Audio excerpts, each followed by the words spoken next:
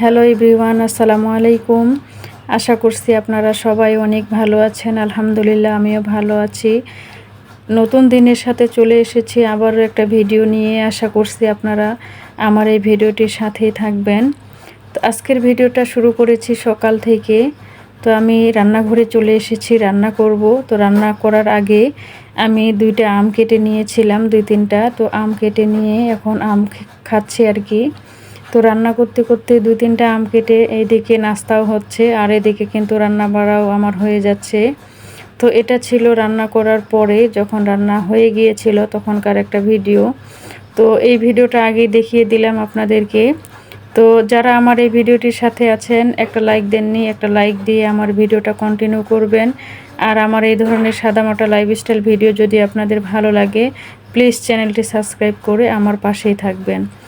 তো কয়েকদিন থেকে তো বৃষ্টি হচ্ছে প্রত্যেকটা দিন। তো সকাল থেকে আজকেও কিন্তু রাতেও বৃষ্টি হয়েছে। আমি যখন ঘুম থেকে উঠি তখনও দেখতেছি বৃষ্টি হচ্ছে।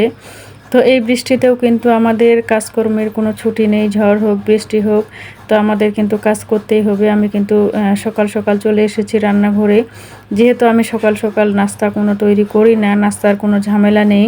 বাচ্চারা বাহিরের নাস্তাটাই বেশিরভাগই খায়, আর আমার হাজব্যান্ডও দেরিতে উঠে।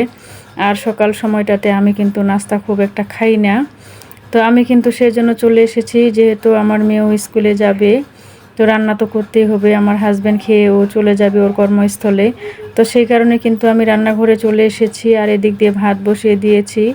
আজকে রান্না করব কচুর লতা, আর রান্না করব হচ্ছে, আমার হাজব্যান্ড রাতের বেলা কিছু বাজার নিয়ে এসেছিল, কচুর লতা নিয়ে এসেছিল আর কলমি শাক নিয়ে এসেছিল।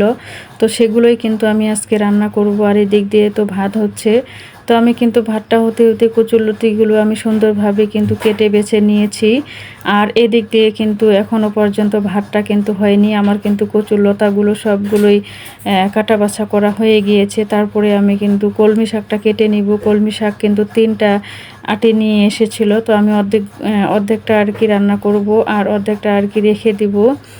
তো সবগুলোই আমি কিন্তু কেটে নিয়েছি। কেটে নিয়ে অর্ধেক আমি রান্না করব, আর অর্ধেক ফ্রিজে রেখে দিব, যেহেতু এই কলমি শাকটা আমার বাচ্চারা খায় না। আমার হাজব্যান্ড কিন্তু আগে খেত না। তো আমার কিন্তু খুবই পছন্দের একটা শাক এই কলমি শাকটা, খুবই ভালো লাগে আমার কাছে।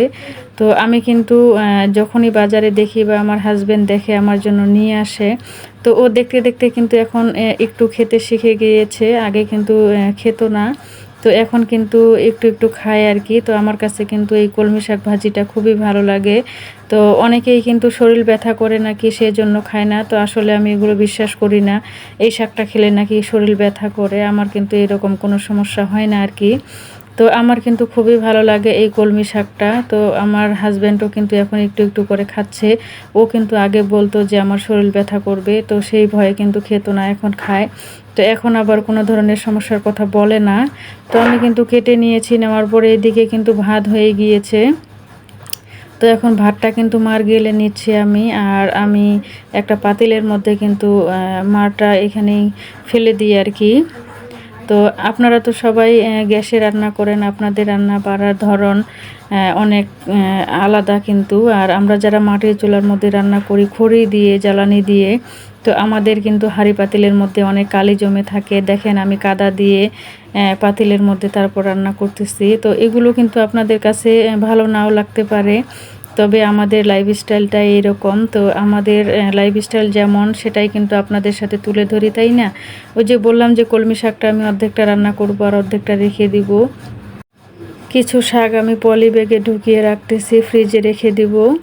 তো এখন আমি কিন্তু 2টা ডিম ভেজে নিচ্ছি, কারণ বাচ্চারা কিন্তু কচুর যে লতাটা, সেই তরকারিটা কিন্তু ওরা খুব বেশি পছন্দ করে না। আর আমার বড় মেয়ে কিন্তু স্কুলে যাবে, তো ও যেহেতু খেয়ে দিয়ে স্কুলে যাবে, তো সেই কারণে কিন্তু আমি 2টা ডিম ভেজে নিলাম। আর কালকের একটু আলু ভাজি ছিল, সেটা গরম করে নিয়েছি, আর ডিম ভেজে নিয়েছি। এগুলো দিয়ে কিন্তু ও খেয়ে চলে যাবে। আর কিছু নাস্তা আছে, সেগুলো কিন্তু টিফিনের জন্য নিয়ে যাবে। তো আজকে আমি কচুরলতিটা রান্না করব শুটকি মাছ দিয়ে। তো শুটকি দিয়ে কিন্তু কচুরলতি রান্না করলে অনেক বেশি ভালো লাগে। তো আমরা কিন্তু মাছ থাকলে মাছ দিয়ে রান্না করি, আর যদি মাছ না থাকে তাহলে কিন্তু আমরা শুটকি দিয়ে রান্না করি। তো শুটকিটা দিয়ে রান্না করলে কচুরলতাটা অনেক বেশি মজা হয় আর কি। তো আপনারা, আমি জানি না যে আপনারা কখনো কচুরলতি শুটকি দিয়ে খেয়েছেন কি না। তো আমরা কিন্তু সবসময় এইভাবেই খাই। তো আমি এখানে কিন্তু একটু হলুদ দিয়ে দিলাম, একটু লবণ দিয়ে দিলাম, দিয়ে আমি কিন্তু শুটকিগুলোকে একেবারে মুসমুস করে ভেজে নিব। তো ভেজে নিব, তারপরে এখানে আবার মরিচ দিব, কাঁচা মরিচ, পেঁয়াজ দিব এখানে। তো দিয়ে আমি কিন্তু আরও সুন্দর করে আরেকটু মুসমুস করব, মুসমুস করে ভেজে নিয়ে তারপরে আমি কিন্তু শুটকিগুলোকে উঠিয়ে রাখবো। এগুলো কিন্তু যখন কচুরলতির তরকারিটা হয়ে যাবে আর কি, তখন শেষ অংশে নামানোর আগে আগে তখন আমি এই শুটকিগুলো দিব আর কি।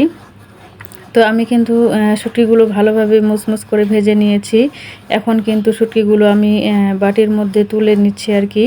তো এই কড়াইতেই কিন্তু আমি এখন কচুর যে লতির তরকারিটা আছে সেটা আমি কিন্তু এইখানে খুব সুন্দর করে হাতে মেখে বসিয়ে দিব আর কি। তো আমি কিন্তু এই কড়াইতে সব কিছু দিয়েছি, মশলা, মরিচ, শুকনো মরিচটা বেটে দিয়েছি, তারপরে হচ্ছে পেঁয়াজ, রসুন যা লাগে আর কি উপকরণ।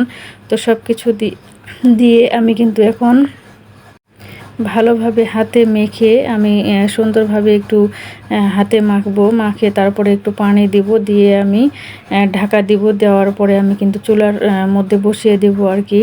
তো এইভাবে কিন্তু কচুরলতিটা খুব সুন্দরভাবে হাতে মেখে বসিয়ে দিলে কিন্তু অনেক বেশি মজা লাগে, অনেক ভালো লাগে। আমি জানি না যে আপনারা এইভাবে কখনো খেয়েছেন কি না, তবে আমরা কিন্তু এইভাবেই রান্না করি, আমি এইভাবেই রান্না করি আর কি। আমার কাছে বেশ ভালো লাগে। তো যখন নামাবো আর কি, তখন কিন্তু কোনো রস থাকবে না, একেবারে শুকনো শুকনো থাকবে। তো মাখো মাখো থাকবে আর কি, একেবারে চচ্চড়ি যেটাকে বলে আর কি। তো শুটকি দিয়ে এইভাবে কচুরলতির যে চচ্চড়ি, এইগুলো কিন্তু আমরা অনেক বেশি পছন্দ করি।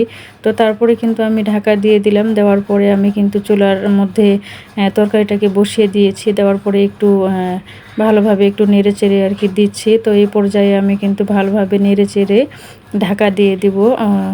তারপরে কিন্তু তরকারিটা এখানে হতে থাকবে। তো তারপরে কিন্তু সারাদিনে আর কোনো ভিডিও করতে পারি নাই। এখন কিন্তু চলে এসেছি একবারে রাতের মধ্যে। আর রাতের বেলা আমি কিন্তু রুটি বানিয়েছিলাম। তো রুটি বানাচ্ছি এখন রাতে খাওয়ার জন্য। তো বাচ্চারা ভাত খেতে চায় না, তো ভাবতেছি রুটি বানাই, ওদেরকে পরোটা ভেজে দিব, আর আমিও খাবো, আমার হাজব্যান্ডও খাবে। তো সেই কারণে কিন্তু রুটি বানিয়েছিলাম রাতে, আর একটু আলু ভাজি করেছিলাম আর কি। তো আমি জানি না আমার এই ভিডিওর শেষ পর্যন্ত আপনারা কে কে আছেন, যারা এখনও পর্যন্ত অনেক ধৈর্য নিয়ে আপনার মূল্যবান সময় নিয়ে আমার এই ভিডিওটার সাথে থেকেছেন। আপনার প্রতি আমি অনেক অনেক কৃতজ্ঞতা প্রকাশ করছি, আর অনেক অনেক দোয়া আর ভালোবাসা আপনার জন্য। আসলে আমরা যারা ইউটিউবে এসেছি, আমরা এইভাবে যদি একে অপরের পাশে থাকি, তাহলে আমরা খুব সহজেই ভালো কিছু করতে পারবো। এটা হচ্ছে ভালোবাসার জায়গা, একে অপরকে সাথে নিয়ে এগিয়ে যেতে হয়। তো আমি কিন্তু আটার যে ডোটা, খামিরটা সেটা কিন্তু আমি করে নিয়েছি। নেওয়ার পরে এখন কিন্তু আমি রুটিগুলো বেলবো। তো আজকের আমার এই ভিডিওটা থেকে আমি বিদায় নেওয়ার সময় হয়ে গেছে আমার। তো আমার এইরকম সাদামাটা লাইফস্টাইল ভিডিও কেমন লেগেছে অবশ্যই জানাতে পারেন। আর যদি কোনো অংশে আপনাদের কাছে ভালো লাগে, প্লিজ চ্যানেলটি সাবস্ক্রাইব করে আমার পাশেই থেকে যেতে পারেন। তো দেখা হবে অন্য একটা ভিডিওর সাথে, ইনশাল্লাহ চলে আসব। ততক্ষণ পর্যন্ত আপনারা সবাই ভালো থাকবেন, সুস্থ থাকবেন, নিরাপদে থাকবেন, আপনার পরিবার পরিজন নিয়ে সবাই ভালো থাকবেন।